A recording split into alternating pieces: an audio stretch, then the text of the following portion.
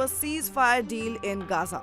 Celebrations broke out as news of this deal surfaced. Here is an overview of how this agreement will work. 6-week ceasefire deal will include Israeli troop withdrawal from central Gaza and return of displaced Palestinians to northern Gaza. 608 trucks will be allowed daily, including 50 carrying fuel, and 300 trucks will be allocated to northern Gaza. Hamas will release 33 Israeli hostages, prioritizing women, children, and men over 50. Then, Israel will release 30 Palestinian detainees per civilian hostage and 50 per female soldier. All Palestinian women and children detained since October 7, 2023 will be freed in one phase, totaling around 990 to 1650 releases.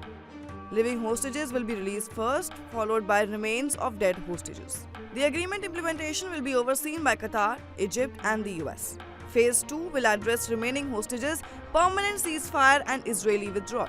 Then Phase 3 will include the return of deceased and Gaza reconstruction, which will be supervised by Egypt, Qatar, and the UN. However, following the deal, US President-elect Donald Trump and outgoing President Joe Biden claimed credit for the significant development. Trump asserted that he was the moving force behind the deal, whereas, on the other hand, Biden stressed that the deal was reached under the precise contours of a plan which was set out in early May under his presidency.